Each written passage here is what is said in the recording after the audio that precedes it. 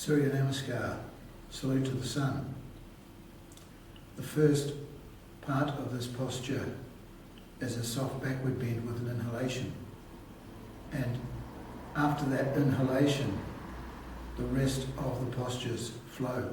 So the only thing that can happen after an inhalation is an exhalation. And the only thing that can happen after an exhalation is an inhalation. And the only thing that can happen after an inhalation is an exhalation. So focusing on the inhalation and exhalation, and then what that does, it removes this need to have to think about whether I should be inhaling or exhaling, which means you can leave the school bag, the cart out of it, and just feel into the flow directly through the breath and the body. That's all there is to it. So, am I meant to be breathing in or am I meant to be breathing out? No, just after the inhalation comes an exhalation. After the exhalation comes an inhalation.